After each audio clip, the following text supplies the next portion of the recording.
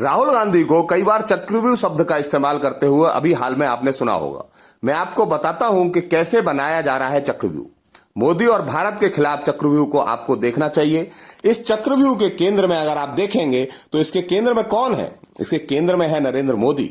जिन लोगों को नरेंद्र मोदी के आगे भारत देखना बंद हो जाता है, वह देखें कि कैसे वह टारगेट कर रहे हैं भारत को। इस चक्रव्यूह को देखेंगे तो सेंटर में नरेंद्र मोदी दिखाई देंगे, लेकिन इन विपक्षियों को यह नहीं पता कि सरकार को टारगेट करने के साथ साथ आप भारत को भी टारगेट करते हुए जा रहे हो। अगर आप इसको सेंटर मानते हैं, नरेंद्र मोदी को सेंटर मानते हैं, तो इसके अलग अलग लेयर्स हैं। आपको इस चक्रव्यूह में अलग अलग लेयर्स दिखाई देंगी, जिसको अगर आप देखेंगे कि भारत में घेरने का प्रयास हो रहा है। अगर आप अलग अलग लेयर्स देखेंगे तो आपको बताता हूं कि अंदर का लेयर है इकोनॉमी। सबसे तेज दौड़ती हुई अर्थव्यवस्था है भारत की, और अगर यह नरेंद्र मोदी को रोकना है तो भारत की इकोनॉमी को टारगेट करना होगा। इसलिए चक्रव्यूह रचा जा रहा है। और मोदी भारत के खिलाफ कभी यह बोलकर भी बैंक का पैसा डूब गया, कभी यह बोलकर के LIC का पैसा डूब गया, कभी यह बोलकर के BSNL को बेच दिया। भारत की प्रॉपर्टियां बेची जा रही हैं।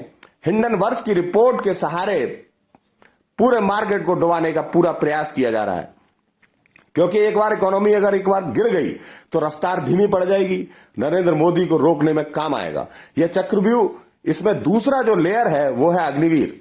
देश की सेना अगर कमजोर पड़ गई, जो सरहद पे देश की रक्षा करती है, देश का अडिग अभिमान है हमारी सेना, अगर वो इंटरनल सिक्योरिटी कमजोर पड़ गई, अगर देश की सेना जो कभी नहीं हिली, कभी नहीं डिगी, अगर आप देखेंगे कि भारत के आसपास देशों को आप देख लीजिए, वहां सेना कमजोर पड़ गई थी, तभी जाकर उन देशों में यह स्थिति बनी, चाहे वो लंका हो या बांग्लादेश। तब जाकर अगर भारत की सेना को कमजोर कर दिया इन्होंने, तो भारत कमजोर पड़ जाएगा। इसलिए अग्निवीर पर सवाल उठाते हैं। तीसरा लेयर है किसान। जो लोग 60 साल राज करने के बाद किसान को MSP की गारंटी नहीं दे पाए, वह अब अचानक कहते हैं कि सारी जितनी भी फसलें हैं उन सब पे MSP की गारंटी देनी चाहिए। तीसरी लेयर है जातिगत जनगणना। यह सिर्फ प्रयास है कि कैसे किसान सड़क पर आए, कैसे अग्निवीर के नाम पर देश का जवान सड़क पर आए, और इससे भी जब मन नहीं भरता तो अगली आ जाती है इनके पास जातिगत जनगणना। जातिगत जनगणना आपको हर हिंदुओं को भड़का कर सड़क पर लाने का एक आधार है। इससे भी नहीं भरता तो आरक्षण, SC ST एक्ट के बारे में बात करके सभी हिंदुओं को बांटकर एक दूसरे के खिलाफ लड़ाकर एक सड़क पर एक ऐसा आंदोलन करना चाहते हैं जो बांग्लादेश में अभी स्थिति आप देखने को मिल रही है। इस बात पर बहकावे से हिंदू ST ST का जितना हिंदू है वो सड़क पर आ जाएगा। जब इन सब से मन नहीं भरता तो वो कहते हैं कि मुसलमान टारगेट पर है, मुसलमान खतरे में है, मुसलमान को टारगेट करो, कम से कम काम तो होगा, सड़क पर मुसलमान आएगा तो सही। और उससे भी मन नहीं भरता तो बोलो संविधान खतरे में है।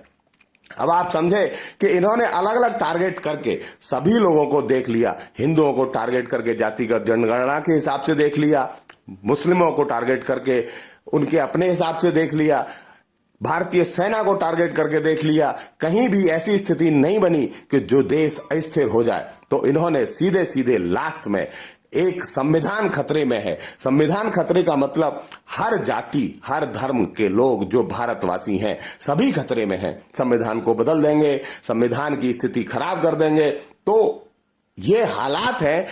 ये विपक्ष का मानना है कि केवल हमें अगर सरकार में आना है तो भारत को अस्थिर करके और सरकार को अस्थिर करके ही हम सरकार में आ सकते हैं।